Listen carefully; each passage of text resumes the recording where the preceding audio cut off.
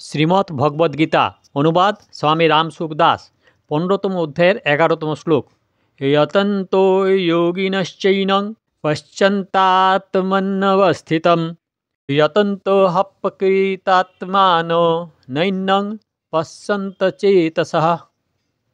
যত্নশীল যোগীগণ আপনাতে অবস্থিত এই পরমাত্মা তত্ত্বকে অনুভব করে থাকেন, কিন্তু যারা নিজেদের চিত্ত বা অন্তঃকরণ শুদ্ধ করেননি, এইরূপ অবিবেকী মানুষ যত্ন করলেও এই তত্ত্ব অনুভব করতে পারেন না।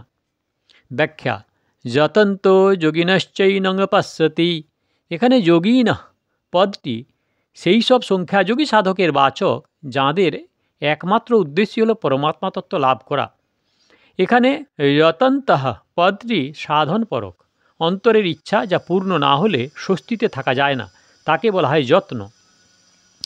যে সাধকদের একমাত্র উদ্দেশ্য হল পরমাত্মা তত্ত্ব প্রাপ্ত করা, তাঁদের মধ্যে আসক্তিহীনতা, নির্মমতা এবং নিষ্কামভাব সতই আসে। উদ্দেশ্য পূরণের জন্য অনন্যভাবে যে উৎকণ্ঠা, তৎপরতা, ব্যাকুলতা, বিরহযুক্ত চিন্তা, প্রার্থনা এবং বিচার সাধকের চিত্তে প্রকটিত হয়, সেইগুলিকে এখানে যতন্তঃ পদের অন্তর্গত বলে জানতে হবে। যাকে লাভ করাই একমাত্র উদ্দেশ্য এবং সেই উদ্দেশ্যের পথে যা অন্তরায়, সেইগুলি যিনি সযত্নে দূর করেন, সেইরূপ যোগীগণ এই তত্ত্ব আপনি অনুভব করে থাকেন। সম্পূর্ণভাবে পরমাত্মার শরণাগত হলে যোগীগণের পরমাত্মা তত্ত্বে সর্বদা স্বাভাবিক স্থিতি থাকে। পশ্যন্তি পদটির এই হলো প্রকৃত ভাব। যে সাংখ্যযোগী সাধক সৎ সৎ বিচার দ্বারা সৎ তত্ত্ব লাভ করে এবং অসৎ জগৎ হতে নিবৃত্ত হতে চান, বিবেক সম্পূর্ণরূপে জাগ্রত হলে তিনি আপনাতে অবস্থিত পরমাত্মা তত্ত্ব অনুভব করেন। আত্মনবস্থিতম, দেশ কাল পরমাত্মা তত্ত্ব থেকে দূরে নয়। ইনি সমানরূপে সর্বত্র এবং সর্বদা বিদ্যমান। ইনি সমস্ত জীবের হৃদয়ে অবস্থিত সকলের আত্মা। অহমাত্মা গুড়াকেশ সর্বভূতাশয় স্থিতঃ। সেই জন্য যোগীগণ নিজেদের মধ্যেই তত্ত্ব অনুভব করে থাকেন। সত্তা দুই প্রকারের হয়, বিকারী এবং স্বতঃসিদ্ধ। যে অস্তিত্ব উৎপন্ন হওয়ার পর প্রতীত হয় তাকে বিকারী সত্তা বলা হয়, আর যে সত্তা কখনো উৎপন্ন হয় না বরং সর্বদা অনাদিকাল থেকে একইভাবে বিরাজমান, তাকে স্বতঃসিদ্ধ বলা হয়। এই দৃষ্টিতে জগৎ এবং শরীরের অস্তিত্ব বিকারী এবং পরমাত্মা এবং আত্মার সত্তাকে স্বতঃসিদ্ধ বলা হয়। বিকারী সত্তাকে স্বতঃসিদ্ধ সত্তাতে এক করে মিলিয়ে দেওয়া হলো অত্যন্ত ভুল। উৎপাদনশীল বিকারী সত্তা থেকে সম্পর্ক বিচ্ছেদ করে অনুৎপন্ন স্বতঃসিদ্ধ সত্তায় স্থিত হওয়াই আত্মনি অবস্থিতম পদটির ভাব। জীব চেতন ভগবৎ প্রদত্ত বিবেক বুদ্ধির অনাদর করে শরীর বা জড়কে আমি এবং আমার বলে মেনে নিয়েছে, অর্থাৎ শরীরের সঙ্গে নিজের সম্বন্ধ স্বীকার করে নিয়েছে। এই মেনে নেওয়া সম্বন্ধই জীবের বন্ধনের কারণ। এই সমস্ত এত দৃঢ় যে মৃত্যুতেও এটি দূর হয় না, আবার এত অদৃঢ় যে যখন ইচ্ছা তখনই এটি পরিত্যাগ করা যায়। কারো সঙ্গে সম্পর্ক স্থাপন করার এবং ছিন্ন করায় জীব সম্পূর্ণ স্বাধীন। এই স্বাধীনতার সদ্ব্যবহার না করে জীব শরীর ইত্যাদি বিজাতীয় পদার্থের সঙ্গে নিজের সম্পর্ক মেনে নেয়।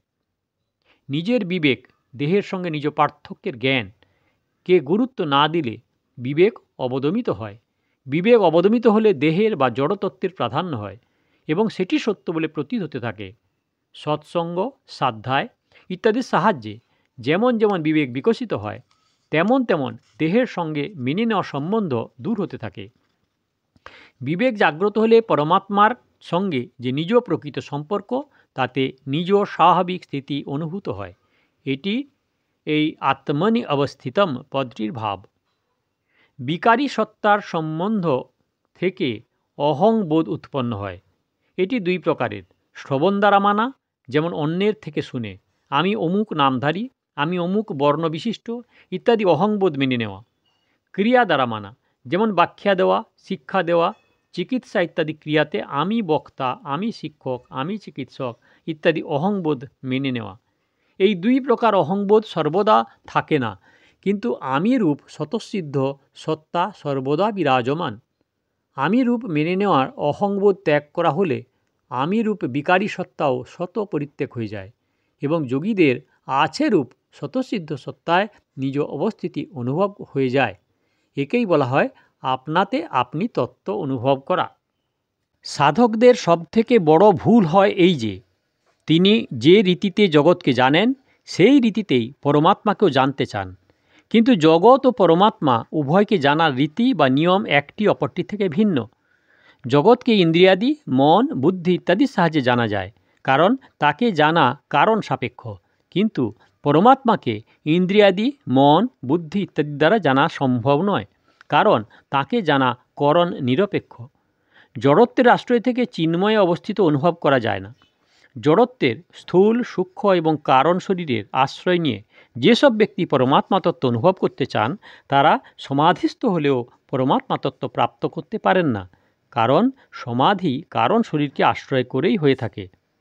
যিনি পরমাত্মা তত্ত্বকে নিজের এবং নিজেকে পরমাত্মার বলে জানেন, সেই জ্ঞানরূপ চক্ষুসম্পন্ন যোগী শরীর, ইন্দ্রিয়, মন, বুদ্ধি ইত্যাদি থেকে নিজেকে পৃথক করে আপনাতে আপনি অবস্থিত পরমাত্মা তত্ত্ব অনুভব করেন। কিন্তু যিনি শরীরকে নিজের এবং নিজেকে শরীর বলে মনে করেন, সেই মূঢ় এবং অকৃতাত্মা ব্যক্তি শরীর, ইন্দ্রিয়, মন, বুদ্ধি ইত্যাদির সাহায্যে চেষ্টা করলেও আপনাতে স্থিত পরমাত্মা তত্ত্ব অনুভব করতে পারেন না। আত্মনি অবস্থিতম পদটির দ্বারা ভগবান নিজেকে সকল প্রাণীর আত্মায় অবস্থিত সর্বব্যাপী বলে জানিয়েছেন। এটি অনুভব করার জন্য সাধকের নিম্নোক্ত 4টি ব্যাপার দৃঢ়তার সঙ্গে মেনে নিতে হয়। পরমাত্মা এখানে আছেন, পরমাত্মা এখন আছেন, পরমাত্মা নিজের মধ্যে আছেন, পরমাত্মা আমার আপন, পরমাত্মা সর্বত্র হওয়ায় এখানেও আছেন, সর্বময় অবস্থিত হওয়ায় এখানেও অবস্থিত আছেন, সবার মধ্যে অবস্থান করলে আমার মধ্যে আছেন, আর তিনি সকলের হলে আমারও। এই দৃষ্টিতে ভগবান এখানে হলে তাকে লাভ করার জন্য অন্য স্থানে যাওয়ার প্রয়োজন নেই। আপনজন হওয়ায় স্বাভাবিকভাবে তাকে অত্যন্ত প্রিয় বলে মনে হওয়া উচিত। প্রত্যেক সাধকের পক্ষে উপরিউক্ত 4টি বিষয় অত্যন্ত মহত্বপূর্ণ এবং তৎক্ষণাৎ লাভদায়ক। সাধকদের এই 4টি বিষয় দৃঢ়তার সঙ্গে মেনে নিতে হয়। এইগুলি সমস্ত সাধনের সার। এতে কোনো যোগ্যতা, অভ্যাস, গুণ ইত্যাদির প্রয়োজন নেই। এইগুলি স্বতঃসিদ্ধ এবং বাস্তবিক। তাই এটি মেনে নেওয়ার পক্ষে সকলেই যোগ্য, সকলেই পাত্র এবং সকলেই সমর্থ। শর্ত হলো যে একমাত্র সেই পরমাত্মা তত্ত্বকেই যেন চায়। শ্লোক নম্বর 12। यदादित्यगतं तेजो जगद्भासयतेऽखिलं यच्चन्द्रमसि यश्चाग्नौ তত্তেজ বিদ্ধি মামকম। সূর্যকে আশ্রয় করে যে তেজ সমস্ত জগৎ উদ্ভাসিত করে এবং যে তেজ চন্দ্র অগ্নিতে আছে সেই তেজ আমারই বলে জানবে। यदादित्यगतं तेजो जगद्भासयतेऽखिलं। ভগবান যেমন কামনাগুলিকে মনোগতান বলে জানিয়েছেন, এখানে তেমনি তেজকে আদিত্যগতম বলে জানিয়েছেন।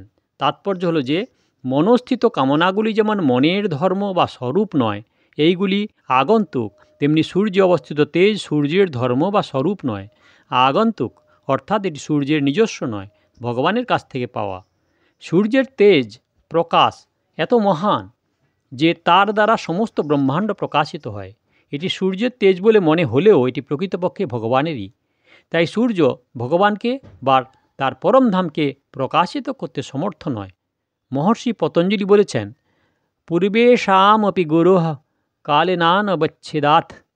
ঈশ্বর সকলের পূর্বপুরুষেরও গুরু, কারণ তাঁর কাল দ্বারা অবচ্ছেদ নেই। সম্পূর্ণ ভৌতিক জগতে সূর্যের ন্যায় প্রত্যক্ষ প্রভাবশালী আর কোনো পদার্থ নেই।